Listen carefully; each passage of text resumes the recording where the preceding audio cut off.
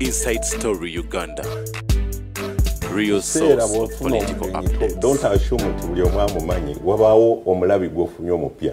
CV ennene nnyo nze nja kumogolako katono. Obwa president abuluddemu Honorable Norbert Mao yaberere Makerere yagenda okumaliza yali guild president.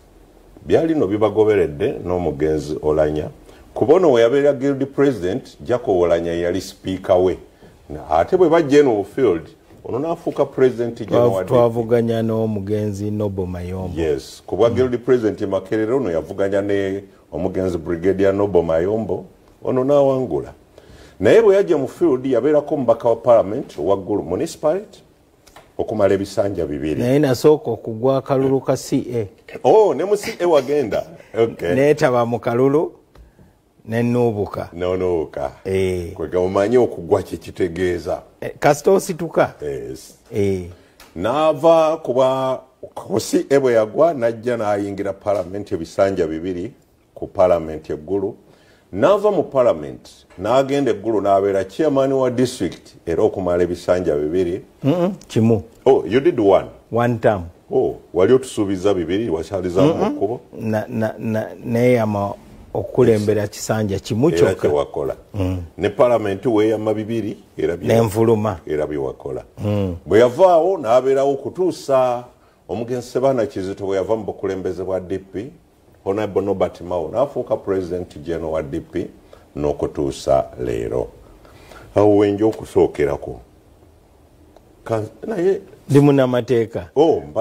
Omanyi oluusi weweetaba mu byabufuzi abantu beerabira nti wasomako. Norbert Mao munnamateeka omugundiivu era ku level kwali singa oba tali mu byabufuzi n'obwa chief justice bumugwana ebbanga lya practicing amateeka kuba mwe mulina myaka gye mubeerako. Nayingira mu kitabo kya chief justice nga advocate. Kijeno okyabwagala ne leero. Yes sebo. Lyeri watuwako eri ggulu watugamba ekisanja kimu n'okikola n'okimala. Parliament n'otuwa ebisanja bibiri n'obikola n'obimala. Oba president general bw'ogenda kumalako bisanja bimeka? Mu constitution ya DP tetuyina bisanja. Toyinza gamba nti wokulembera ebisanja nga bibiri ng'ovaako. Ekyo tekiriiwo. Bamemba batera bakyogerako. Kansuubire nti wajja kuleetebwawo motion abantu basalewo kye baagala. Naye waliwo enjawulo wakati w'okulembera ekibiina n'okubeera mu kifo nga bakulonzeemu. Kati nga okubeera nga LC5 chairman oba okubeera MP oba okubeera president w'eggwanga waliwo enjawulo. Kuba mu kulembera ekibiina oba toyina office ya government. Yes. Naye obeera okulembera ekintu ekiyinza okutwala mu office. N'olwekyo ffe nga Democratic Party tulowooza nti tekyetaagisa bisanja kubanga ekibiina ky'abamemba. I agree. Naye omuntu akulaba agamba nti ne district teriiko bisanja naye wagamba oyagala kimu. Ne parliament tebalina kkomo naye wagamba nja kukola bibiri. Mu DP bwe watuuka eyo ekyokwewa ebisanja gwe nti nja kukola kitundu bwe kitimalirize wakijjawo. Anti nga bwe ngambye waliwo enjawulo. Kyono ndi ku kikyo kya buntu si kya constitution ya party. Waliwo enjawulo wakati w'okubeera omukulembeze mu organization ng'ekibiina n'okubeera mu ofiisi. Okubeera president wa DP toyinza gamba nti kati oli mu ofiisi mu government obeera nga mu lulimi lw'ennaku zino ogamba nti oli mu struggle.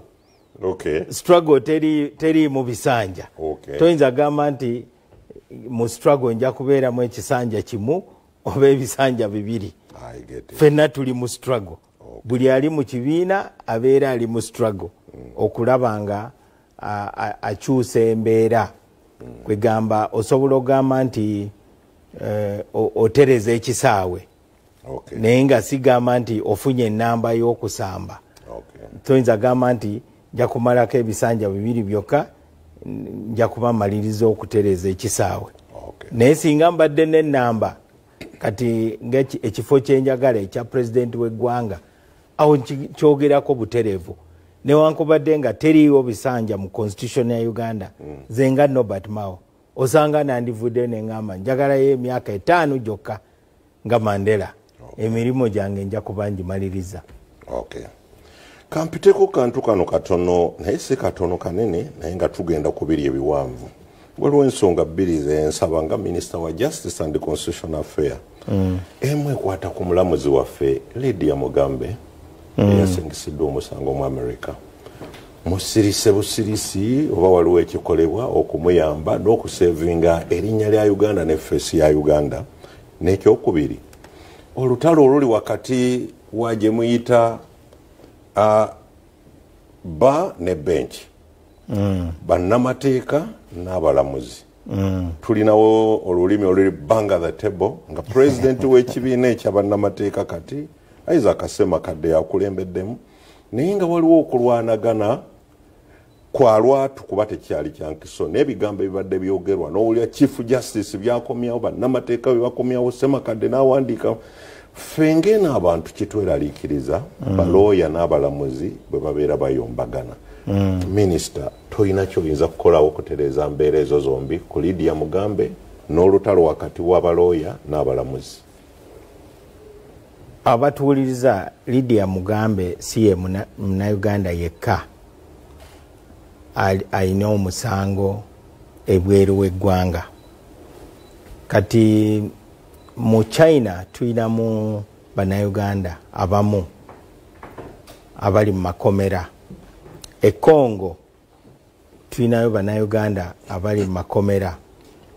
E Turkey tuyinayo Abannayuganda bangi abali mu makomera. E South Korea tuyinayo ne muto wange Sulaiman Kidandala.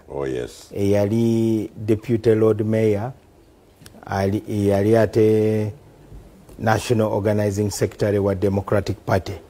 Oyo ali mukomera. Kati ebungereza tuyina n'Abannayuganda abalala. Kati tugaseeko Lady Justice Lydia Mugambe. Mu mateeka ga Uganda waliwo etteeka erikwata ku ngeri gy'osobola okukaanyamu n'ensi endala osobola okuleeta omunnayuganda yenna asibibwe mu Uganda. Tekitegeeza nti bajja kuba bamutadde. Naye nga kiyamba nnyo okubeera kumpi n'ab'emikwano, okubeera kumpi ne family. Kyewandiise prisoner exchange. N'ensi endala zisobola okugamba nti abantu baabwe abasibiddwa mu Uganda bagende basibibweyo mu mawanga gaabwe. Naye kyetaagisa minisita w'amateeka ekifo kyendimu okuteekawo statutory instrument. Kati bwenjogerera statutory instruments tumaze okuzikola zafulumye mu gazeti nga zikwata ku nsinga Turkey, China, South Korea, United Kingdom. Ensi ezo. Kitegeeza nti kati wenjogerera wetunaaba tukanyiza ne government ye South Korea, Sulaiman Kidandala ajja kuba asobola okukomawo abeere wano mu Uganda naye nga abeera musibe. Ne Lady Justice Lydia Mugambe naye asobola okukomawo. Kati amateeka ago weegali gamaze okufuluma mu gazeti. Ekyo kye tuyinza okukola. Pozi n'ensonga endala embassy ya Uganda eziri ebweru zigezezaako okuyamba Abannayuganda bonna abalina ensonga ng'ezo. Uganda High Commission e London ebadde wamu mu keesi ne balooya ba Lydia Mugambe. Kwegamba mu kulaba kwaffe ensonga za Lydia Mugambe tezatambula bulungi kubanga zendoza yali set up. Yali set up. Sure. Oluusi omuntu ayinza okujja n'agamba njagala nkole ewuwo mpa omulimo nembaako bye mukanya naye ebweru eyo waliwo bakalimagezi abawi b'amagezi bangi ndowooza waliwo eyavaayo n'atuukirira omuwala oyo n'amugamba nti olaba ono omukyala akuwadde omulimo naye ekiseera kijja kutuuka omulimo gugweko ojja kuba olina kuddayo e Uganda kati gano ge magezi genkuwa genda okole complaint ogambe nti bakuyisa bubi nnyo tebakusasula era bakuwaliriza okukola emirimu gy'otayagala kukola ekyo kijja kuwa ensonga ezikutwala mu home office osaba asylum era kyakoze. Nze sirowooza nti Lydia Mugambe yakola kigenderedde nti nina okukola bine ebintu ebiri mu musango ogwo kubanga mu mateeka aga criminal law waliwo ebintu bibiri. Waliwo kyoba okoze kye bayita actus reus ne ekigendererwa intention ebirowoozo ki by'olina ng'okola ekyo ky'okoze ekimenya amateeka kye bayita mens rea. Wayinza okubanga Justice Mugambe yalina actus reus oba yakikola naye nga intention tiyali eyo. Ekigendererwa kyali ki? Ekigendererwa ndowooza yali takigenderedde nti ono nsobole okumuyisa nga slave nga bagamba nti omuddu kati. N'olwekyo ndowooza Abannayuganda basaanye bamanye nti wabeerawo kye bayita miscarriage of justice. N'olwekyo nga gavumenti erina obuvunaanyizibwa okulabirira Abannayuganda bonna. Era ekizaamu amaanyi mu byoyogedde temutudde temusirise waliwo ekikolebwa. Ne famire ya Justice Mugambe tuli in touch. Kati ku nsonga ya president waffe owa Uganda Law Society Isaac Semakadde Abannayuganda bamumanyi bulijjo abadde yeeyita rebel lawyer. Bino ebintu byayogera ne byakola tebitandise leero. N'abaamulonda baamulonda bakimanyi nti bwe tumulonda ku bwa president bino bye bigenda okubeerawo, zino zembeera zagenda okuteekawo. In other words, abaamulonda byakola bye baagala. Electorate ye bo bamulabanga ali ku mulamwa. Naye wofuna office ne office erina okushapinga nga naawe bw'oshapinga office. Ashapinze office n'agamba nti balooya basirise nnyo, amaloboozi g'abalooya galina okuvaayo nga bwekyali e Kenya ku mulembe gwa Moi. Jjukira balooya be bakulembera revolution n'enkyukakyuka eyajja mu constitution tebaali bannabyabufuzi. Naye bo baavaayo ne bagamba nti gavumenti n'abantu balina social contract. Ne bagamba nti gavumenti emenye social contract eyo. Kati balooya b'e Kenya bakozesa engeri nyingi, baafulumya ebiwandiiko, batandika magazines nga Nairobi Law Monthly, ebyo byonna babikola. Kati mu Uganda Law Society egenze nevaayo negamba nti abalamuzi bayisa bubi nnyo Abannayuganda, emisango girwawo, engeri gye basalamu emisango ne boogera ku buli bw'enguzi n'obulyake, ebintu ng'ebyo. Naye olw'olulimi President wa Law Society lwakozesa ebigambo bisongovu nnyo, ate oluusi akubira ddala ku nnyama pasono. Ekyo kye kireese obuzibu. Teebereza w'obeera president kitegeeza nti osobola kwogera na buli omu. Kati w'obeera president tekyetaagisa ate kubanginga mmeeza, kukuba ku mmeeza. kubanga yasinkana chief justice fenna ne tulowooza nti wabaddewo okukaanya n'asinkana n'abalamuzi abalala naye olw'ensonga ezitali zimu n'ebigambo byagenza oyogera ku Attorney General ku balamuzi abamu nga Justice Musa Sekana n'abalamuzi abalala kwegamba ekyo kireeseewo embeera embi nnyo n'obutakwatagana wakati wa judiciary ne Uganda Law Society ate nga fenna newobeera Chief Justice otandikira mu Uganda Law Society fenna Law Society ye famire yaffe kati kyenasalawo okukola kwe kulaga nti tusobola okwogeraganya kubanga Isaac Semakadde ensonga zayogerako ezimu ntuufu emisango zirwawo ekyo kituufu oluusi tuwulira reports ezikwata ku buli bw'enguzi mu balamuzi waliwo abagaga abeewaana n'okwewaana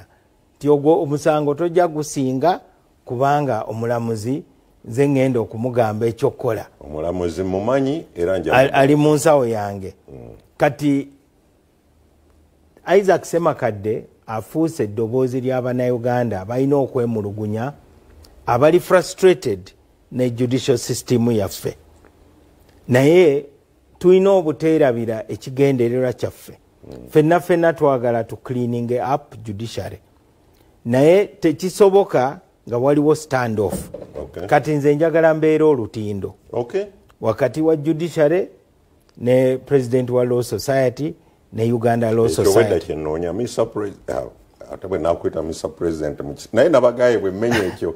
abasinga bampita Chairman Mao Chairman Mao wa Comrade Mao ekyo bwedda kyenninda okitandikako dinga obudde buwanvuye omulimu ngutambuza butiribiri okitambula okusookera ddala twalina omukolo gwa law year law year kitegeeza nti essiga eddamuzi litandika omwaka kati ku lunaku olwo fenna tuba tukulemberwa Attorney General kubanga Attorney General ye mukulembeze w'abalooya bagamba le leader of the bar mu mateeka naye ate the bar eyina association akulembera association ye president wa Law Society kati ne tubeera ne judiciary ekulemberwa Chief Justice ku lunaku olwo fenna tulaga Abannayuganda nti mu Abannayuganda enkaayana zammwe tusobola okuzimaliriza naye enkaayana ezo si zaffe kwegamba ensonga eziri mu kooti si nsonga z'abalooya si nsonga z'abalamuzi z'Abannayuganda n'olwekyo ku lunaku olwo tulina okweyama tukakase nti ddala tujja kuba balambulukufu era ebintu bigenda kutambula mu mateeka lwe lunaku olwo kati nze namaliriza okwogera kwange nga president wa Law Society waali nembuuza omu ku bateesiteesi nemubuuza nti president wa Law Society agenda kwogera ne baŋŋamba nti Chief Justice yagambye tajja kwogera neŋŋamba lwaki tajja kwogera ye president wa Law Society alina okwogera kubanga ekyo kyekibiina ky'abalooya oba byayogera toyagala kubiwuliriza nensaba speech ya Isaac Semakadde nengisoma nga temulimu kintu kyonna ekibi okujjako byatera okwogera bulijjo nti feba radical bar era tugenda kulwanisa bino na bino era nga bwe yandiyogedde kubanga alina okuwaayo speech nga buli amuwuliriza nga member wa Law Society akakase nti ddala eddoboozi lyange balitutteyo naye ne baŋŋamba nti Chief Justice agambye Isaac Semakadde tajja kwogera nempandiika ka note nenjagala nkawa omuntu akatwalira Chief Justice kubanga Chief Justice yali atandise okwogera naye nendaba nga bajja kutya ze nensituka kanoti kange nenkatwalayo neŋŋamba Chief Justice kati mu protocol kijja kulabika bubi ate president wa Law Society okusituka okwogera nga gwomaze okwogera ate nga tulinze omugenyi omukulu aleese obubaka bwa president okwogera kati nensaba Chief Justice kiriza tubeerewo kye tukola kubanga abayizi ba universities bonna baatuula ne basalawo okwebaza Chief Justice naddala Supreme Court ku ngeri gye basalamu omusango guli ogwa kabaziguluka court martial yes. Abayizi bonna abasoma amateeka nga mwe muli ne Law Society judgment eyo bagisiima nnyo ne baleetera Chief Justice an award bamusiime kati nensaba Chief Justice Isaac Semakadde tajja kujjanga wa speech naye wajja kubaawo omukolo nga bano abaana bakukwasa award naye nga agenda okubaaniriza ye Isaac Semakadde kubanga kijja kulabika bubi okulwanira mu bantu mu maaso g'abantu abantu bonna balwana naye waliwo ensonga ezirina okusigala mu kisenge naye Chief Justice yagaana era yayogera n'agamba nti Isaac Semakadde ajja kumala kwetonda oluvannyuma nentuula ne Chief Justice ne mugamba sebo saabalamuzi nsazeewo okubeera olutindo mutuule n'agamba siganye tujja kutuula naye Isaac Semakadde alina kusooka kwetonda era obubaka nembutuusaayo ku Law Society nentuula ne Attorney General ne mugamba Attorney General waina kubaawo okutuula wabeerewo emirembe wakati wa Law Society ne office yo n'abalamuzi n'agamba nze siina buzibu ogwo omulimu ogukole ze nja gusiima naye ze saagala bintu byakuwanisa bigambo nenjogera ne Deputy Chief Justice kati eyawumudde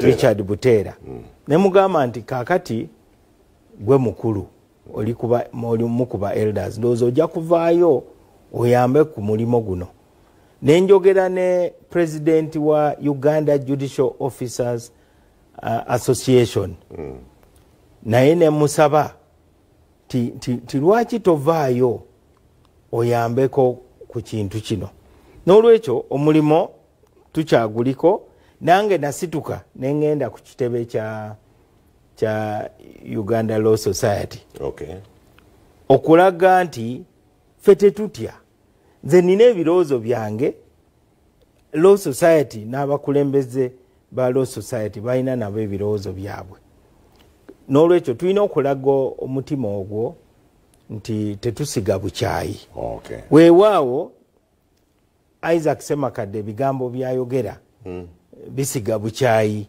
eri judiciary ate nga mu position gyalimu waddembe okutuukirira buli omu naye kino ekya grand standing mu mawulire n'okublastinga buli mulamuzi ensonga zo weeziri naye alina okulaga nti kati naye mukulembeze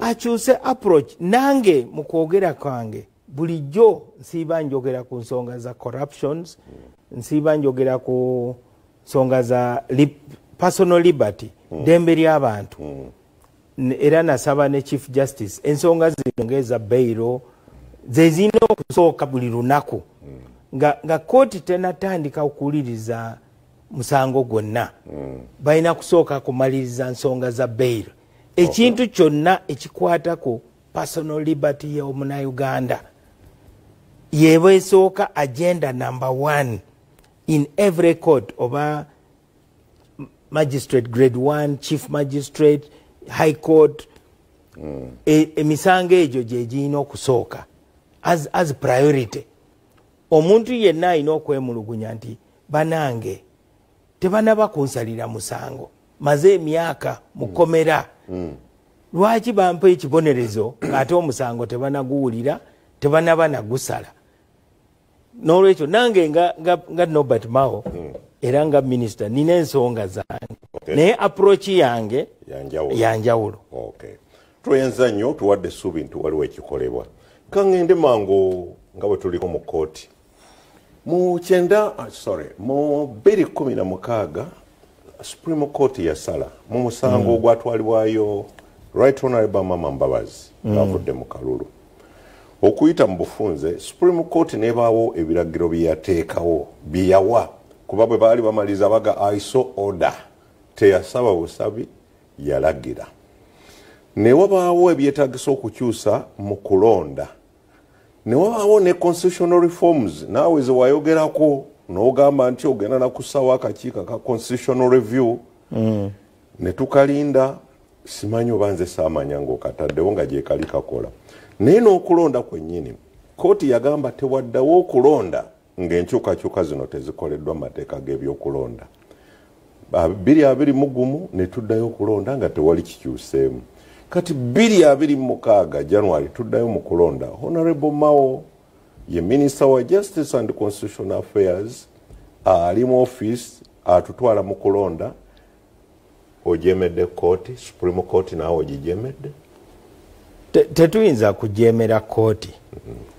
Era nazze nga ntegedde nti ekyogenda kibuuza. Njagala kutegeeza abatuwuliriza kooti kye yasalawo.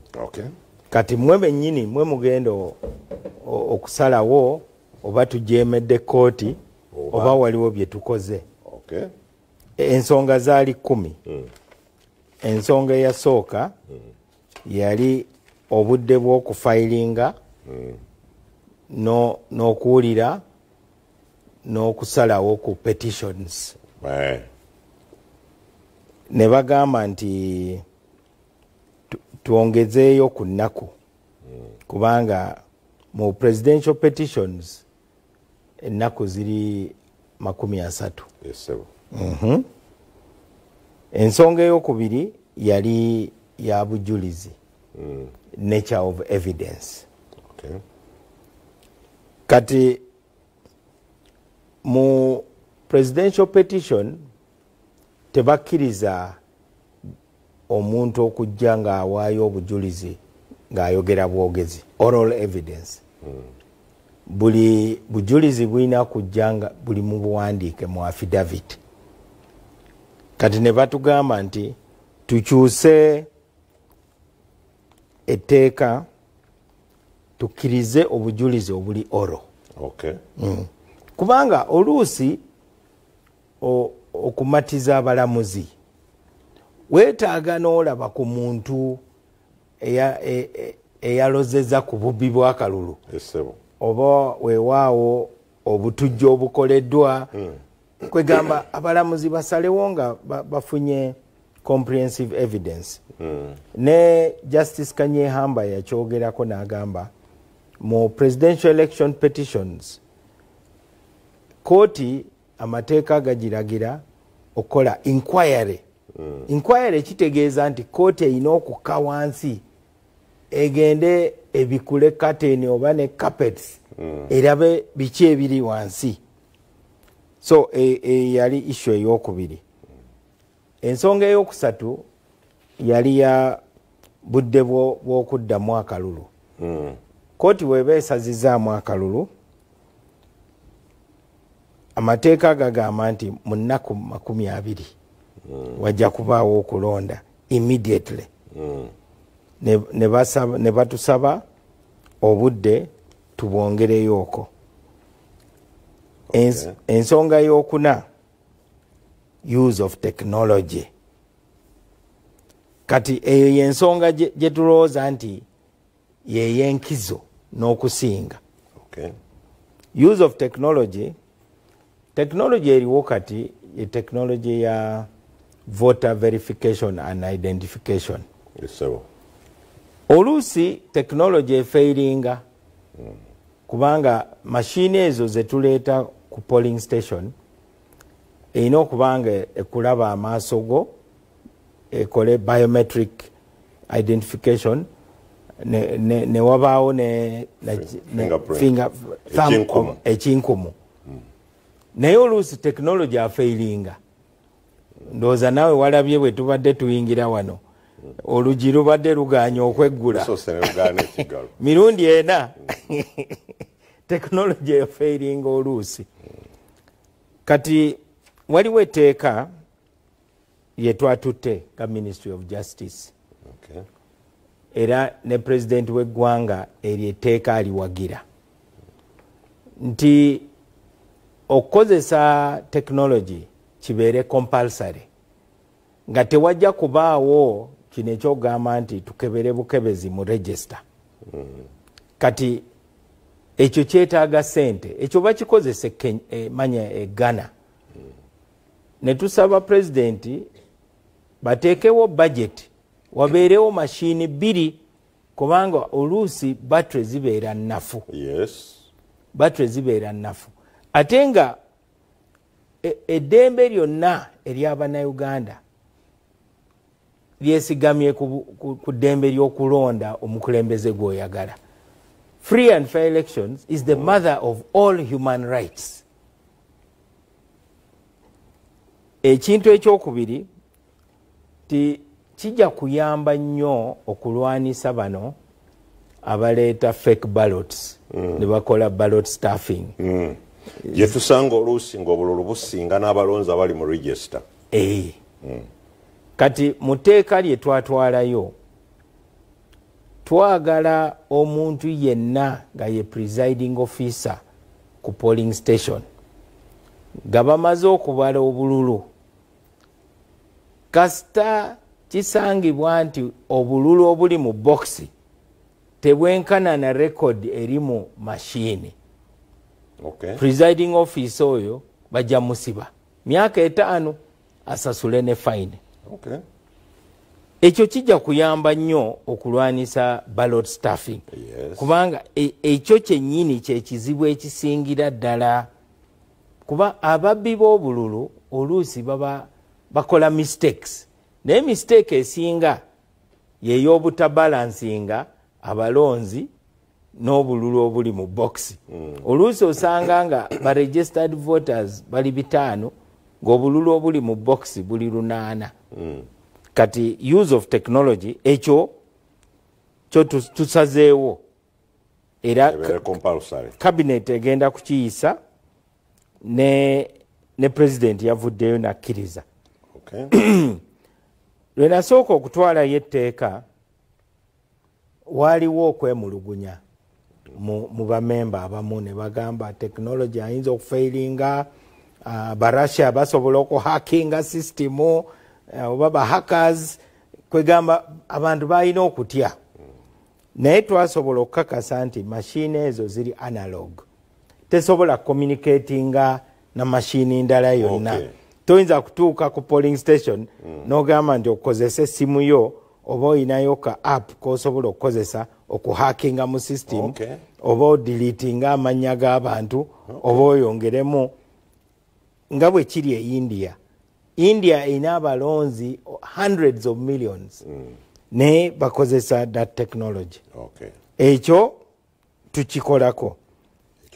Kati ekyokutaano era kyekibuuzo kyo late enactment of relevant legislation.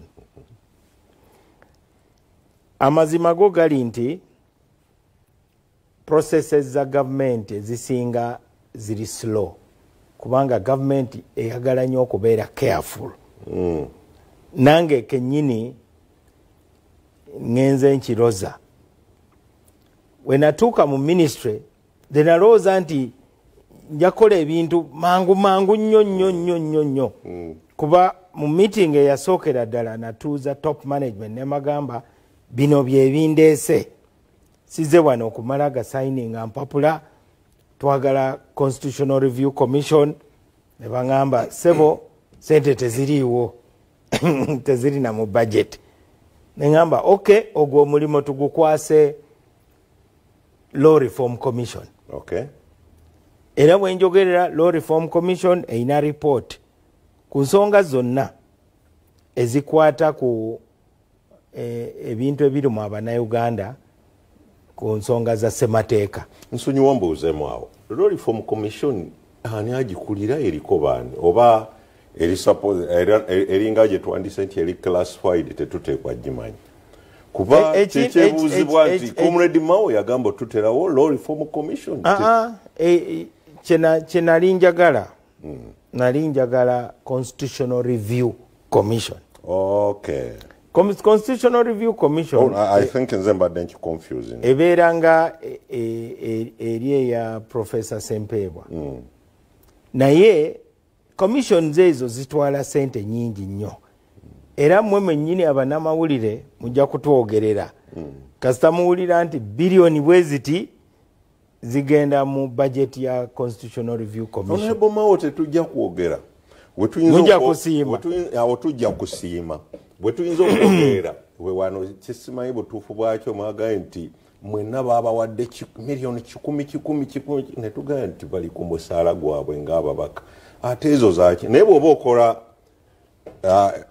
kutereeza mateeka sisuubirayo munnayuganda akulaba ayinza kwemulugunya. Oluusi ensonga za ssente zireeta obuzibu kati nga twateekawo constitution ya manya Commission of Inquiry ku nsonga za APA. President yateekawo commission eyo ne bagiteeka ne mu gazeti naye tewali sente. Nekyo kati Chairman Mao omuntu awuliriza oba atulaba ayinza okikiriza nti tewali sente kuba tulaba ebirala. Nze nazze wano kwogera mazima gennyini. Nze nazze kwogera mazima n'ekibiina ky'okulembera kya Truth and Justice. Era kakati wobeera minisita olina kusooka kumanya ensi yaffe nga Uganda tulina ebizibu bya ssente kyoba olaba nga ebiseera ebisinga twewola. Okay. Olina kubeera innovative. Kati innovation gye twakola omulimo gw'okukola ennongensereza mu ssemateeka ne tugukwasa Uganda Law Reform Commission. It's a constitutional body. Okay. Kati Law Reform Commission egenze netunuulira proposals ezava mu civil society. Okay. Waliwo kyetwalimu ne tufulumya ekiwandiiko Citizens Compact on Free and Fair Elections. Ebirowoozo mu ebiri ne report weeri. Okay. Waliwo ebyava mu iPod. Ekibiina ekigatta ebibiina by'obufuzi ebiina ababaka mu Parliament. Yes. Ne wabaawo ebivudde mu Supreme Court. Waliwo ne reforms ezaava mu backbenchers nga Wilfred Newagaba. Kati Uganda Law Reform Commission etunuulidde ensonga ezo zonna. Report njirina. Okay. Kati ekisigaddewo kyokka kyekyomukulembeze w'eggwanga okuvaayo n'agamba bino mbikonyeeko stamp kubanga ffe bennyini abatuula ku front bench nga baminisita buli lwe wabaayo private member n'agamba nti ngenda kuleeta private members bill. Yes. Okukyusa ssemateeka ffe tusituka ne tugamba temufaayo tuli mu kiyungu tufumba. Naye bagamba nti mujjula ddi naye naffe tetwagala kujjula bitayidde. Temuvanga bimufumba byakona. Tebiyinza kukona. Naye nga njagala kunyweza ensonga ya Supreme Court. Supreme Court yagamba nti recommendation gw'obiyise biragiro. Naye nga Supreme Court yatuwa recommendations. Era naffe tubikiririzaamu nti reform yonna webanga egenda kukolebwa nga okulonda tekunaba eyina kubeerawo nga wabulayo emyaka 2 okulonda kutuuke. Kitegeeza tuli time bad. Yes. Bwenjogerera tetusuubirayo mu kulonda kuno tebijja kuba tuli time bad. Okujjako nga tugenda kuongezaayo okulonda obanga ekyo kijja kuba kitegeeza nti tulina okwongezaayo n'ekisanja kya paalamenti na buli kimu naye nga sirowooza nti eryo lyekkuba ettuufu ensonga ey'omukaaga donations during elections mu kawairo 64 section 64 eya Presidential Elections Act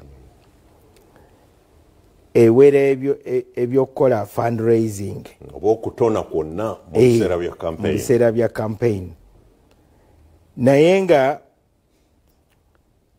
ate mu section 64:7 amateeka gatukkiriza okunoonya sente okukola fundraising zaffe ate netteeka ligamba nti president waba akola emirimu gye akkirizibwa okuwaayo okugaba sente kuwa donations kati mu kalulu president asigala akyali president kati toyinza kulaba olusalosalo luliwa wakati wa candidate anoonya obwa president ne president incumbent ng'akyali mu ntebe oba ekkanisa limuyise oba aze mu nkuuka n'agamba nti kati nsaze okukola kino naye ekikulu ekyo kyekigenda mu constitutional tekizze mu constitutional anti Supreme Court yo teyeerumamu yo yatugamba buterevu nti tukole amendment ku section eyo waleme kubeerawo donation yonna kebe ya president n'agamba eyo section tugikoleko amendment ndeza ne president naye kati afunye akazito kubanga waliwo akakiiko ka parliament ke bayita government assurances committee kati donations ne president bya pledges doza kati zisuka ne mu trillion kitegeeza nti ne president tujja kuba tumugyeko omugugu ajja gamba nti manange mulinde akalulu kayitewo ate nga abaagala donations ako ke kaseera kennyini ke basobola okunyweza ba candidates naye ndowooza tetukyalinawo kyakukola okuva Supreme Court bwe yalagira ekyo tulina okikyusa kiveewo Supreme Court yagamba nti section eyo tugikyuse ey'omusanvu involvement of public officers in political campaigns otyo obuzibu we buli eri mu ba RDC ba RDC baba balanga ba public officers yes naye abasinga beeyisanga bannabyabufuzi era emirimu gye basinga okukola gyegyo ebyobufuzi true kati Supreme Court yagambe bave mu byabufuzi naye kyolina okumanya Kaddu Mukasa ti abantu baagala nnyo okulaga allegiance kati ndimuwulize eri mukama wange eyannonda wobeera kaawo wobeera town clerk wobeera RDC incumbent ne wobeera minister woba otuuse ayagala naye alabike kino kijja kuba kizibu nnyo naddala mu culture yaffe eya Africa mpozi nga tujja kuba tubapushinze underground bajja genda underground naye nga kyekiragiro kya kooti ensonga endala mu bufunze ye the role of the Attorney General in election petitions anti bagamba muteeka buli asuwinga alina okusuwinga Attorney General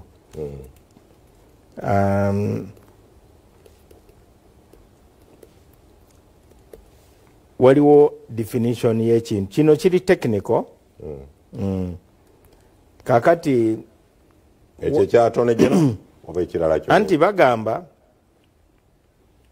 woba owabidde ng'olowooza okulonda tekubadde kwa mazima na bwenkanya. Kati President Museveni ye incumbent. Kati Kadu Mukasa waba awabidde omusango gubeera Kadu Mukasa versus Yoweri Kaguta Museveni. Yes. Naye oluusi abantu b'ovunaana ate bantu balala bayinza okuba ba generals b'amagye, bayina okuba ba poliisi nga bye bakoze abakozi ba government ebikolobero bye bakoze mu kalulu babikoze mu official capacity. Kati awo kitegeeza nti olina kuleeta Attorney General gobo owabira ku lwabo. Kooti yali egamba kibe kitya? Kooti egamba kubanga mu definition ya respondent waliwo rules. Rule number 3 eya Presidential Elections Act, Presidential Elections Act. Respondent temulimu Attorney General.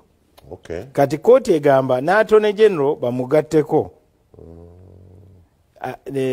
abawabira bakirizibwe okugattako Attorney General ku lwabo abakoze ebintu mu bumenyi bw'amateeka nga bakozesa office za government. Ne bakyusa obululu oba ne baleetera akalulu obutabeera ka bwenkanya na mazima. So batulagidde ba petitioners bakirizibwe okuteeka Attorney General nga respondent kubanga amateeka we engeri gye gali kati ensonga ezimu tuzikozeeko era ne balagira Attorney General era Attorney General nga office ensonga zino abadde azikolako. The Minister of Justice and the Constitutional Affairs tutunulya bigenda mu maaso mu ggwanga. Honorable, tulesenga tuli ku biragiro bya Supreme Court tubadde ku kyomunaana mbadde njagala tubimaleyo mangu njagala tugendeko ku nsonga human rights abuses especially by the security. Naye tumaleyo ensonga bwaba zikyaliyo ku ensonga ebbiri ezisigadde emu nagikonyeeko eya role of Attorney General. Kati esembayo ye ekyoku implementinga directives za Supreme Court z'ensonga 10. Era ofisi ya Attorney General emirimu egitambuza. Ebiragiro ebimu biri already implemented actually. Tubeemu essuubi. Yes. Ngenze butereevu kuko human rights abuses. Mr. President wa Democratic Party era Minister wa Justice and Constitutional Affairs ate munnamateeka wali tonnaba Minister ng'oli eno mu DP gw'omu ku baali bakutte flaga y'okulwanira era nakati nkyali mu DP.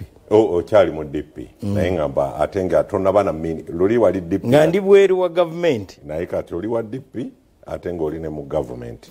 Ekirungi ng'ate gwe Minister wa Justice and Constitutional Affairs okulinyirira eddembe ly'obuntu. Kankumenyereyo ng'obuntu busatu abantu bayinza okuba nga batunula nnyo. Waliwo ekifuuse ng'abaana baliwo ekiyitibwa abduction. Abamu bakiyita kidnap naye kino ndooza ekyamagye security kyekola ndooza kiqualifyinga kubeera abduction. Omuntu bamukwata tebamweyanjulidde bayinza n'okukusanga ku mukolo oba ku mbaga kangeze Edi Mutwe bamusanga lwali lumbe bamukolo whatever. Ne bamukwata tetutegedde baani abamututte n'abula okumala ennaku. Poliisi n'emwegaana amagye ne gamwegaana ebivaayo bibeera birala. Tekikoma ku ekyo omuntu gwe babuzaawo mu ngeri yotyo bamutulugunya n'avaayo nga n'okutambula takyatambula n'okufaananika takyafaananika abamu bafuuka balema obulamu bwabwe bwonna obusigadde that is bwe baba basigadde balamu. Ne wabaawo ndowooza bwe tutambulira ku ebyo kangattireko kino bireme kuyingiwalako nnyo. Bwe bamala okukwata omuntu mu ngeri eyo ne bamubuzaawo ne bamala omutulugunya Honorable Mao ne bamumaza wiiki ne bamuleeta mu maaso ga kooti nga takyasobola na kwogera takyasobola na kutambula. Kooti nayo neemugamba genda ku remand kano kankawanvuyemu. Emabegako waaliwo omulamuzi eyakikolako bamuleetera abasibe abafaananako mu mbeera bwetyo bwe yabatunuulira ebiwundu bye balina bakwatirire obaleeta mu kooti. Omulamuzi yagamba ababaleese alina amateeka gwe yakwotinga nkakasa gugamanyi n'agamba siyinza kuwuliriza musango gw'abantu be mwamaze okukwata ne mwefuula kooti ne mubavunaana ne mubasalira n'ebibonerezo ne mumala obbakuba bwe batyo kati mubaleeta mu maaso ga kooti mbakolere ki? Honorable Mao otutaasa ddi ku ekyo? Oba balamuzi oli yakozesa tteeka ddala bano tebayinza ddikozesa? Baleeta batya omuntu atakyasobola na kwogera na kutambula ate kooti n'esalawo era ewuliriza omusango ogwo ng'abamukutte baamala dde okwewa obuyinza ne bamuvunaana ne bamuwa n'ekibonerezo? Aba tagenda ku double punishment? Nze kyemmanyi tewali gavumenti erina policy ti policy ya kutulugunya abantu. Tewali gavumenti erina policy nga policy ya kutulugunya abantu. Mbadde njagala tukatereezeemu nti eri written policy. Tewali gavumenti erina nkola mu buwandiike nga ya kutulugunya. Policies zirina kubeera official. Mu kuwandiika kwange ekiwandiiko kye nafulumya ku nsonga ya Eddie Mutwe nali clear naddala ku responsibility ya kooti. Go omulamuzi yenna nga baleese omuntu ali mu mbeera embi gwe batulugunyiza, gwe mennyini gw'olina okukozesa obuyinza bwo n'ogamba abo abamuleese ti ogwo omusango tetugenda kugwaniriza. Eyo yeesigamye ku authority ya High Court eri clear. Naye nga bw'omanyi ebintu ebimu byetaaga omugongo. Tusaba nnyo mu kaseera kano ke tulimu Katonda atuwa abantu abalina emigongo okuyimirirawo ne basalawo ekituufu. Okusookera ddala ffenna tuli Bannayuganda. Glue etuleeta awamu ye constitution. Emabegako tewaaliwo Uganda. Twalinawo Buganda, Karamoja, Ankole, Toro, Sebei nawa. Acholi jogereko se. Acholi, Lango. Kati constitution yeringanga glue. Kati nze seetaaga kwegayirira kubeera mu Uganda. Amateeka we gabanga tegankolera. Amateeka galina okunkolera. Nange ntambulenga omutwe guli waggulu manye nti neetaaga Uganda kubanga ekintu kyonna we kinkwatako Uganda egenda kunnwanirira. Kati ate Uganda wenfuukire akayinja mu ngato oluusi nange mpulira nga Uganda tengasa. N'olwekyo ekintu kyonna ekimenya amateeka ekivoola ssemateeka kikendeeza ku maanyi ga glue. It weakens the glue that holds Uganda together. Kye tulina okukola kwe kusaba tubeere n'abantu abalina emigongo. Ekyokubiri, especially abalamuzi. Prisons Act section 58(3 egamba gwe prison officer yenna mu prison yonna wooli tokkirizibwa kuyingiza omusibe yenna mu kadunkulu ng'embeera gy'alimu alabika nga mulwadde obanga bamutulugunyiza. Eryo teeka weeriri. Nsaba otangaazemu awo bwe kibeera nti nga bw'olabye ekifaananyi kibadde ku screen Eddie Mutwe nga bwe bamuleese mu mbeera gy'alimu mutusonyiwe tuwa kyakulabirako ekyo kuba kyekyamangu ekiriwo naye n'abalala abantu bangi babadde mu mbeera eyo. Naye kooti neegamba nti mutwale ku remand eruziro oba ekkomera lyonna. Ofiisa wa prison oli ayinza okujeemera omulamuzi kyamugambye nti aba tamujeemedde. kuba bombi bakozesa amateeka. Kyeyogerako custody. osobola okuba nga oli musibe nawano osobola okuba nga oli musibe naye nga toli musibe mu prison kati Edi Mutwe prison officer yandigambye okay kooti etulagidde tukwanirize wano naye tetujja kuyingiza mu komera ogenda mu ddwaliro tuyinza n'okukuumira eyo mu ddwaliro kubanga embeera gy'olimu tosobola kubeera wano kati w'obeera n'amabwa osobola okufuna infections kubanga nze naliko mukomera ekinaabiro kimu tulimu abantu nga 2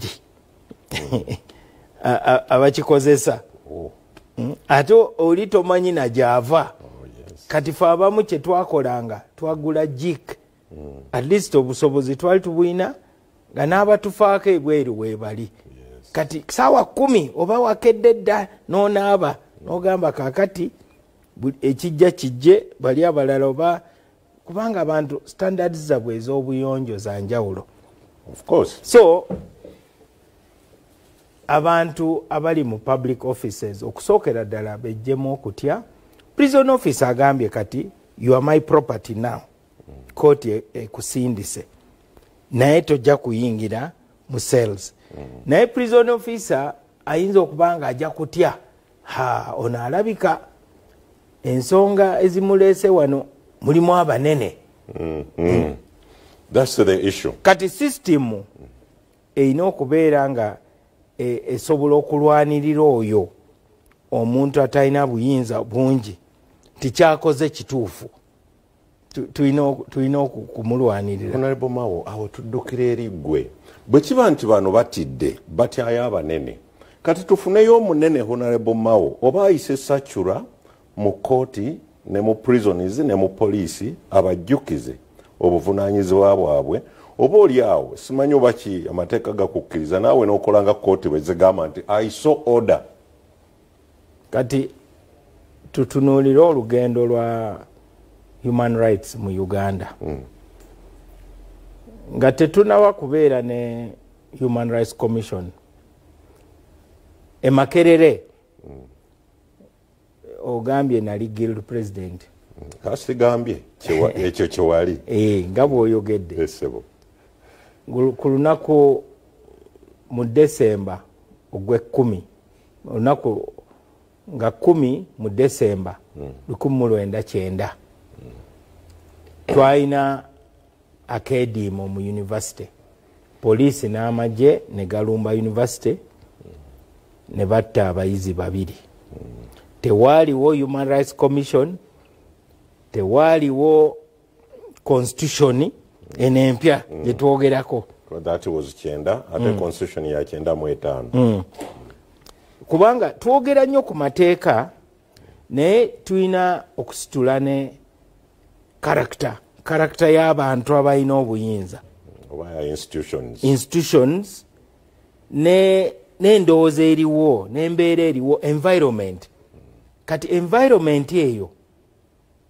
eyasooka okujja yali Jim Muhwezi yasooka okujja n'ayimiriza abaali bakuba abaana yasooka okujja eyaddako ye omulongo Honorable Waswalule yali deputy IGG nga mukama we ye Ruzindana ebiseera ebyo nga IGG yakola emirimu gya Human Rights Commission naye yajjanga omuntu fe abasinga nze Olanya n'abalala singa baatugoba ne ku university kubanga university yali enoonye excuses okutugoba Waswalule yatuwonya ne Saabalamuzi Owindolo yatuwa ku magezi olwo yali akola ngani yali advocate just advocate in town naye yatuwa amagezi bwe twatuuka mu maaso ga Commission of Inquiry yali ekulemberwa Supreme Court Justice Harold Platt twasobola okwewozaako kubanga Owindolo yali atuaminze n'amateeka ge yali amanyi awo singa tetwagraduatinga ku lunaku olwo lwennyini lwe nategeerera nti twetaaga abantu abalina karakita kati environment gyenjogerako kati environment eri toxic nsiiba njogera naddala n'abakulembera NUP kati nga ku lunaku lwebakuba omubaka we Kalangala yali agezaako okukuza olunaku lw'abakyala poliisi neyingirawo nekuba tiagasi nekuba abantu naye ne bamukubiramu nakubira Secretary General Lubongoya nga maze okwogera ne IGP oluusi ebintu bye tukola biri behind the curtains kubanga nze nga Norbert Mao seetaaga ate kwemulisa nnyo nti buli kyenkola nkiteeke ku Twitter mpite press conference waliwo bye tukola behind the scenes kubanga abantu abalina obuyinza ate bekikwatako tubamanyi. Nali nkubidde IGP ne mugamba nti ensonga y'omubaka ono olina okugikolako ekintu kino kigende mu maaso ga Police Standards Unit abapoliisi abakubye omukyalo oyo MP balina okubavunaana kubanga poliisi erina obuyinza obujja n'omuzindaalo ne balangirira ti luno olukuŋŋaana teruli mu mateeka tubawadde eddakiika ziizo muve wano. Toyinza kumala gayingira ng'otandika kuba bantu nga toyina nakyo obagambye at least newoba ng'ovuga emmotoka eŋŋombe eyo yaki yakulabula olina kusooka kulabula kubanga obuyinza gavumenti bweyina bungi nnyo kwegamba gavumenti is so high voltage esobola okusiriza buli kimu so obuyinza obwo woba obuyina kitegeeza teweetaaga na kukambuwalira muntu yenna kati gwobeera ow'amaanyi kati giant wajja nga akubanja nayimirirawo n'agamba sebo nkusaba ebbanja lyange erisasule teyeetaaga ate kumala kukuba bw'omutunuulira n'ogamba owaye kamusasule oba kanennyonnyoleko naye kati giant wajja n'akusitula nga bwakanyuga eri naawe n'ogamba nti bannange eno embeera nga mbi. Simanyi oba abakulembeze ba NUP basobola okugoberera ensonga eyo. Twetaaga okubeera responsible.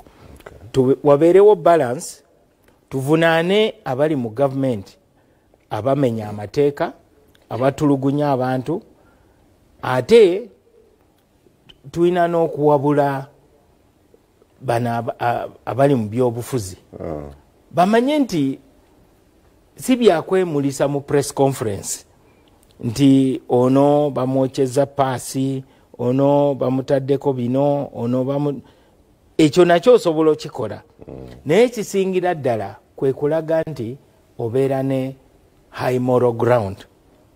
Kati context ya kino ye context ya bano ba foot soldier nabo abataddewo embeera mu ggwanga etiisa buli omu. Kati wogenda ku TV ng'owaana NRM oba owaana President Museveni n'oddayo mu kyalo bayinza n'okulabula. Eyo embeera nayo weeri tulina okugyogerako. Kati ba extremists abo tulina ba extremist abalina obuyinza mu gavumenti. Aba extremist kitegeeza nti bo bagoberera kye baagala n'amateeka tebagafaako. Kati ne mu sayidi eno eyagala okukyusa gavumenti abali ku nsonga ya regime change bo bali ku nsonga bbiri. Ensonga esooka yakugamba nti Uganda eyina okulabika ng'eggwanga eriri ungovernable. Mu luzungu bakiyita delegitimization. To delegitimize kitegeeza nti tetulina na gavumenti teyinza kukakanya mbeera kati. Embeera gye twandise a state of anarchy. Anarchy, failed state, kwegamba wabeerewo ekifaananyi ekyo ekijja. Kuba Abannayuganda balina okumanya nti omulimu gwa gavumenti ogusingira ddala gwe gw'okubeera ne information. In fact government eyogera just 20% ku byemanyi. Kati ngagwe government esobola okwogera 20% ku byemanyi ku Kaddu Mukasa. Nendowooza byebyo byemanyi. Nenga 80% the main role of government is to collect information. Kati simu yo kweri on. Yes. Naye towers eziriwo zimanyi sim cards ziche eziri alive. Wano. Kati information eyo weeri. Nolwekyo oluusi neebuuza lwaki abantu balowooza nti ebigenda mu maaso government tebimanyi. Government ebimanyi esobola okubyanalizinga. Kati ekyokulabirako nga tugenda mu kalulu ka 2021 mujjukira waliwo embeera wano eya November. Bakwatira Bobi Wine eruka. Bamukwata eruka ne wabeerawo okwekalakasa wano mu Kampala. Abantu bangi nnyo battibwa. President n'agoba ne deputy IGP mu kintu ekyo. Naye kyekisinga abantu tebakyogerako nti president ya firinga deputy IGP kubanga yali alina okumanya nti ali mu kudiiringa ne ba civilians. Kati gwoweeryanyi olina ba civilian weewaawo balina amayinja na biki olina okubeera ne superior strategy ey'okukakanya embeera. Naye abaakola omupango ogwo ogw'okwekalakasa ate balina ne programu endala. Kati government yo gye yali emanyi. Government yakitegeera kubanga government erina amatu mangi ate mawanvu. Kati government yawuliriza nga bano abategeka okwekalakasa bali mu kwogera n'omuzungu ebweru. Nga babuuza omuzungu oyo ti kaakati gwe ssebo tuyinza tutya okuteekawo embeera mu Uganda United Nations Security Council eyingire mu nsonga za Uganda. Bakiyita responsibility to protect. Responsibility to protect yembeera yali e Libya. Kwegamba ensi yonna neesalawo nti kati ensi erina okuyingira e Libya okuprotectinga Banansi. Kati oli omuzungu n'agamba ekyo tekisoboka okujjako ng'osobodde okuŋŋaanya abantu bikumi na bikumi oba thousands beeyiwe ku nguudo ate mukole provocations. Kati government weevaayo netta abantu abasukka mu 5 awo kati responsibility to protect. Kati gwobeera president w'eggwanga wobeera ng'oli mu security ng'olina mandate y'okukulembera eggwanga kati gw'okolawo ki? Government kye yakola kwe kunoonya ba ring leaders. Ba ring leaders abaali mu kintu ekyo n'etandika okubakwata. Waliwo ensobi ezaakolebwa but something worse would have happened. Kati obanga olina obuyinza obukulembera government oluusi obeera n'obudakiika 5 bwokka obusalawo. Kati Abannayuganda basaana bamanye embeera gye tulimu ti tulina extremism.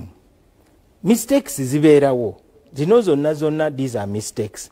Era tewali asaanidde okudefendinga torture oba okudefendinga okuwamba abantu oba okudefendinga okutulugunya abantu bannamawulire. That one is indefensible. It is not necessary. After all, government erina obuyinza obujja ne bugamba nti genda we reporting. Yes. Kati government wegamba nti Kaddu Mukasa jangu we reporting.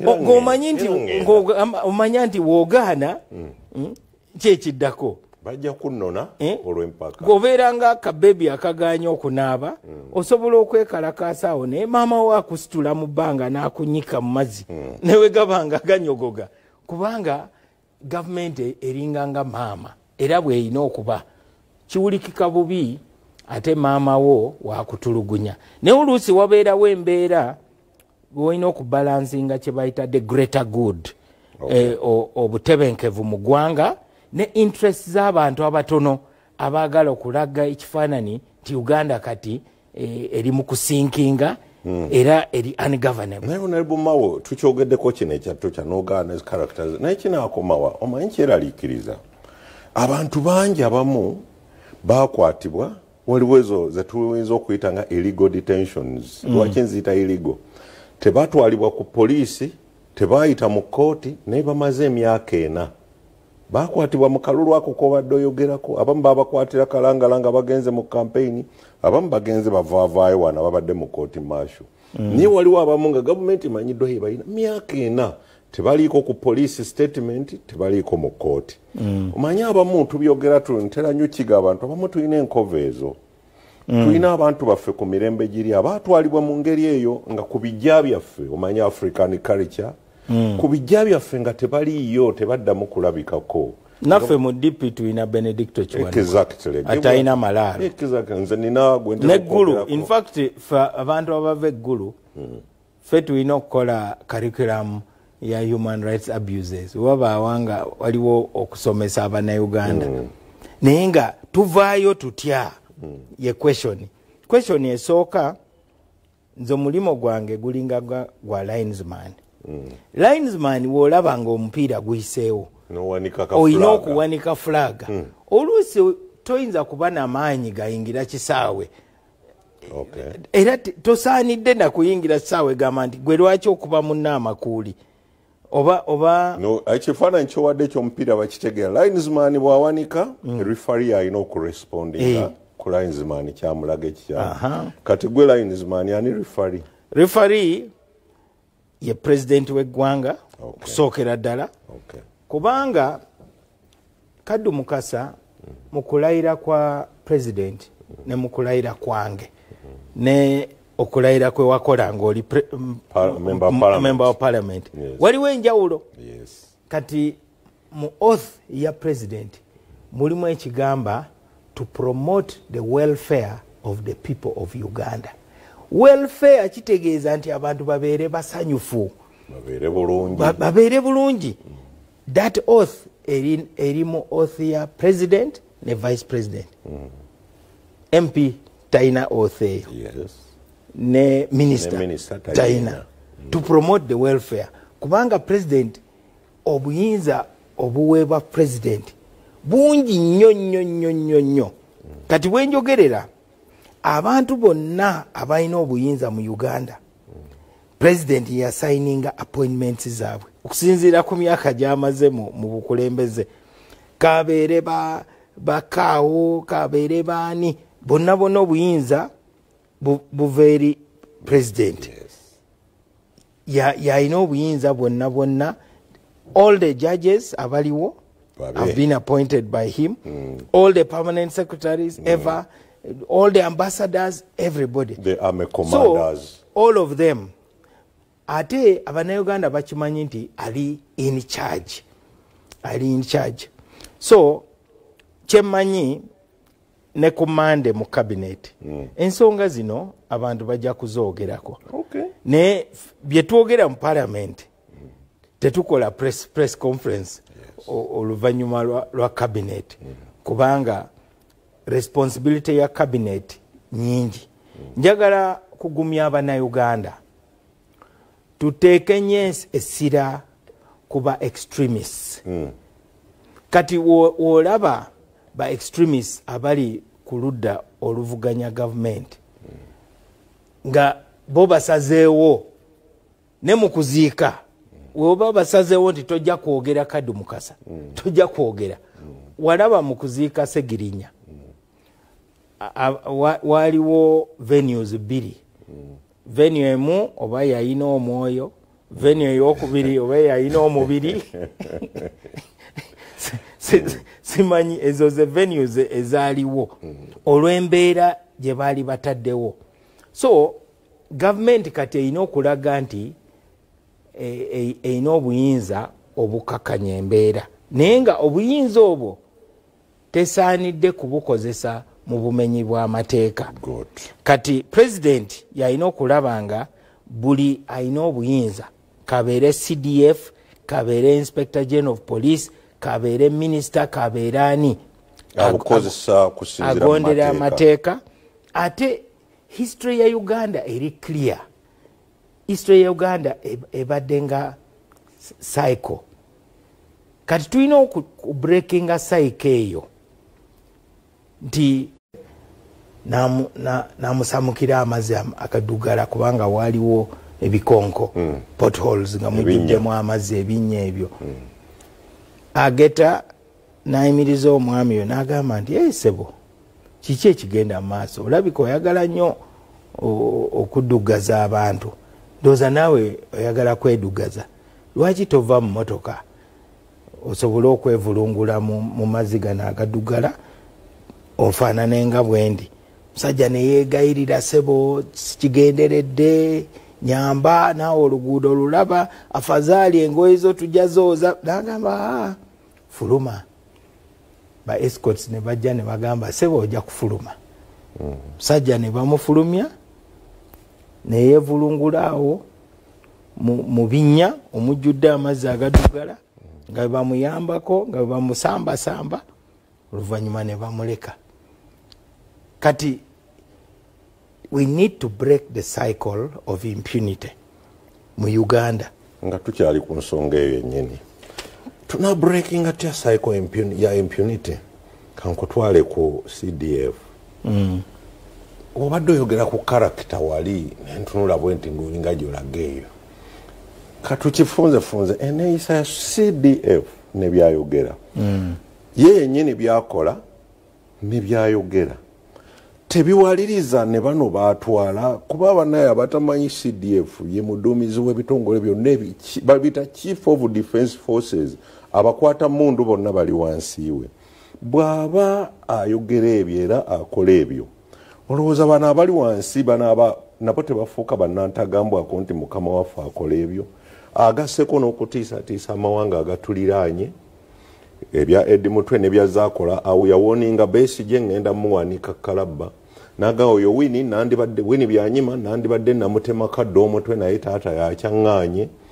kati n'embeera eyo gyatuteera mu kulowooza ng'amagye family affairs agamba bwagenda okugamba mbadde ngenda kukola kino naye my daddy said this fe twandirabye nga CDF ne president n'embeera gyalimu tulaba mwana na taata ngeringa family affairs ku nsonga enneeyisa ne byayogera ate ngiyite conspicuous silence eri mu government mwenna abandi badde bamugambako okukkakana Comrade Mao musirise ne Mr. President asirise mu kabineti omukulu ono yetayogerwako oba is above the law kyoyogedde kituufu naye oluusi nange neewuunya social media kyetukola kuba ebifuluma mu social media tomanya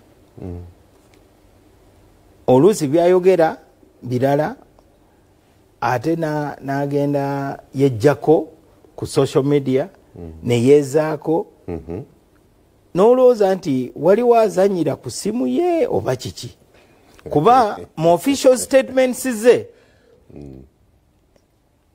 first of all tebikwatagana ebibeera ku social media nebyayogera nga ali mu public kubanga lwaki siwulirangako ng'ayimiridde mu public nge ebintu ebyo ebiri ku social media ate biri reflected mu kwogera kwe. Honorable, let's take an example of naye nga bw'obeera CDF okay. ng'olina handle yo nga eri official olina kubeera accountable. CDF ayina abamuwabula okusookera ddala parliament. Parliament ye kyekitongole ebo yabayita clowns ne wobayita clowns naye nga mu constitution ya Uganda ate buli omu yeetaaga constitution, buli omu yeetaaga amateeka ne CDF yeetaaga amateeka. CDF ayinza okweraba ng'omuntu ali mu crusade ye gyakiririzaamu nti crusade eno nungi naye nga ne wobeera mu crusade weetaaga amateeka waliwo akatabo ke nasoma nga nkyali muto bakayita A Man for All Seasons ndowooza nawe wakasomako ka Robert Bolt. Waliwo omwami nga bamuyita Mr. Roper yali anyumya ne Thomas More n'agamba Thomas More nti bwembanga ndi mu kugoba sitaani sijja kukkiriza tteeka lyonna kuyimirira mu maaso gange, amateeka gonna nja gatematema nga ngoba sitaani. N'agamba okakasa kati sitaani wakyuka n'atandika okugoba ojja kuba naawe teweetaaga amateeka ago g'otemyetemye ate nga ge galina okukuuma. Kati kiki ekinaakukuuma ng'amateeka ogagyewo nga sitaani akyuse nga kati yakugoba ng'ate tewakyali mateeka? N'olwekyo walina kubeerawo embeera y'okulabula buli alina obuyinza nti CDF yeetaaga constitution yemukuuma n'amateeka gano gegamukuuma kubanga akaseera kajja kutuuka nga ffenna tulina okwesigama ku mateeka. Bujjukira eyali Inspector General of Police Kale Kaihura, General Kale Kaihura.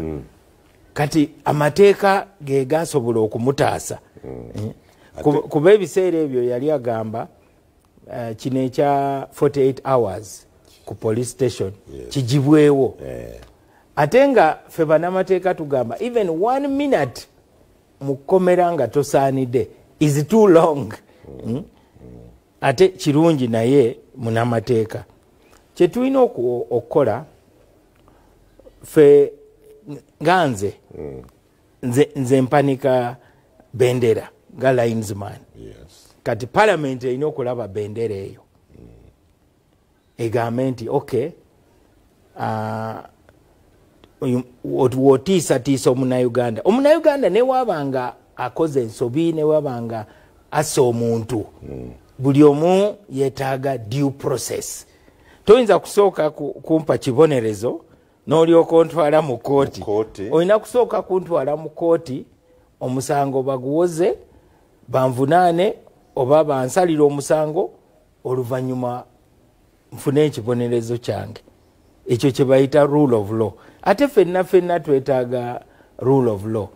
Okuggyako nga omuntu tosomye byafaayo, ffenna tulina okusoma ebyafaayo tutegeere nti lino eggwanga tulisanzeewo era tujja lirekawo. Parliament erina okwogera ku nsonga eno, cabinet of course eyogera ku nsonga zino.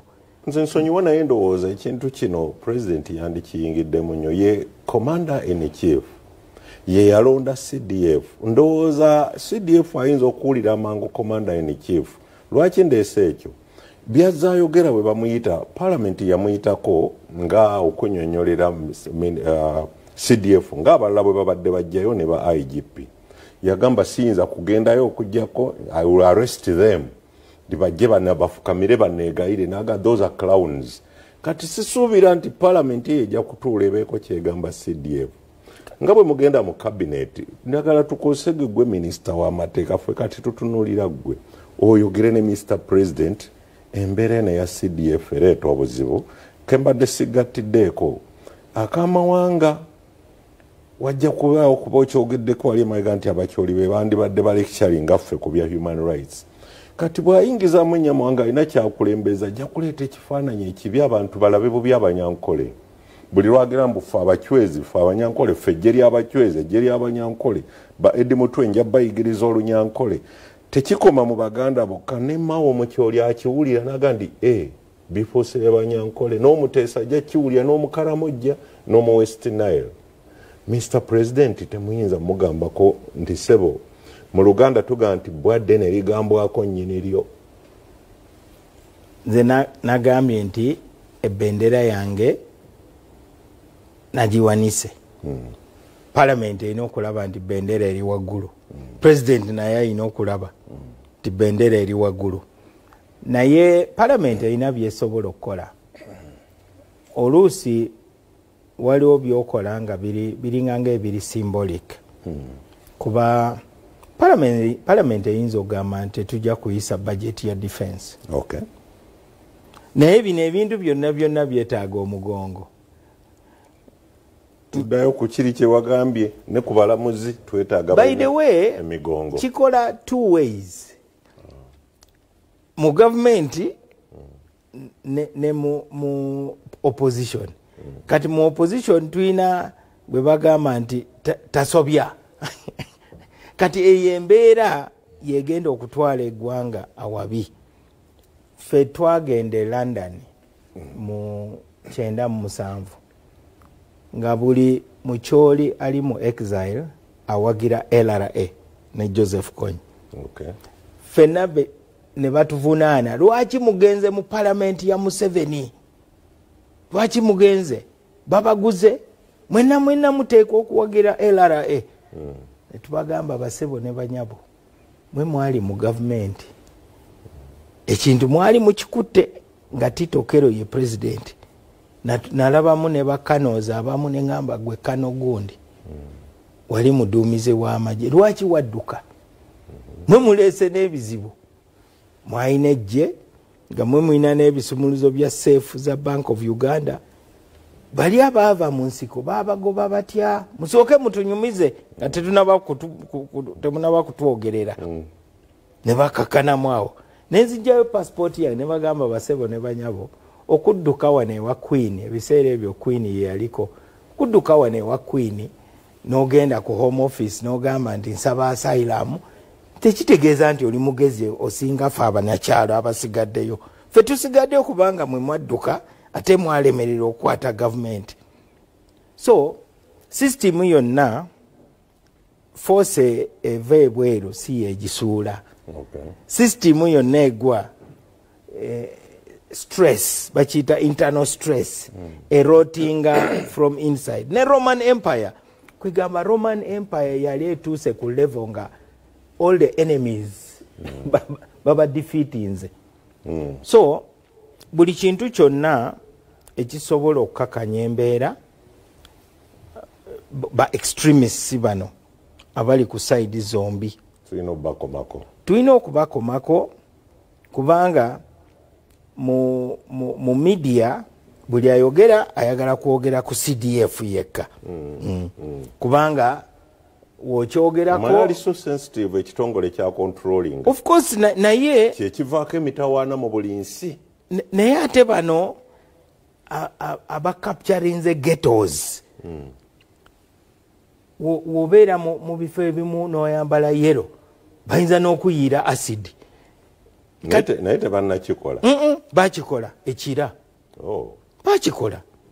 So abanamawulire mukole national service mwogere ku extremism on both sides kubanga agenda yange nga Norbert Mao njagala Uganda tusobole okukyusa government mu mirembe awatali kuyiwa musaayi. Njagala President Museveni yaba abeera president asembeerayo ddala ogenda okulayizibwa ng'abuuka emirambo. Nze saagala kubuuka mirambo nga ngenda kulayira ku bwa president. Njagala ntambule emirembe butugoba naye njagala eyo yagenda nkusaba tusembye ensonga bbiri. Esemberayo ddala ejja kuba iyo ya cooperation agreement naye eno tugiyitemu mangu waliwo yakampeereza wano tugenda mu kulonda waliwo ssente zino eziweebwa gavumenti zeewa ebibiina by'obufuzi abibiina ababaka mu parliament bazigabana kusinziira ku kye bayita numerical strength. Alina ababaka abangi asinza ssente nnyingi naye oli yaŋŋambye nti tteeka eryo waliwo section ey'e14 akatundu ABC bwe yanokoddeyo nti bugamba nti mwaka ogusembayo ogw'ebyokulonda ssente ezo zigabanyizibwe kyenkanyi. Naga nti naye gavumenti yagaana nti si yo yokka the electoral commission baagituukirira ne bagamba ffe ssente ze batuwa za kugabana mu numerical strength ezo ez'okugabana equality tebazituwanga nti naye ate etteeka lyogera ku ezo zennyini nti gino emyaka ena etsoke naye ogusembayo Honorable Mao electoral commission eri under your ministry. Nga sinaba na kufuuka minister ensonga zino tugenze tuzookerako mu kibiina kya iPod naye abo bennyini abakusindikira message ate be balwana iPod kati obeera otya n'embeera mu Uganda nga ekyokwogeraganya tokikiririzaamu ne bw'obanga olina ttiimu y'omupiira ng'ekikopo okyagala naye nga walina kubeerawo forum ereeta bamemba ba FIFA okutereeza ekisaawe. Bino byonna bye tusiibye twogerako ebya human rights, ebiragiro bya Supreme Court, ebyokuteekawo embeera ey'okulonda mu mazima n'obwenkanya na biki, electoral reforms, constitutional reforms, tusobola okufundikira nga tukiyita okutereeza ekisaawe. Abasinga mu Uganda kati they are political jokers, kubanga embeera gye tulimu tetuli mu normal multi-party democracy. Abaali bavaayo ne bagamba sigenda kwetaba mu kalulu okujjako nga tumaze okutereeza ekisaawe. Ate omulimo gw'okutereeza ekisaawe toyagala gukola. Teeka weeriri naye formula eri complicated. Kati wogamba nti ekibiina kirina omubaka omu tekirina na branches.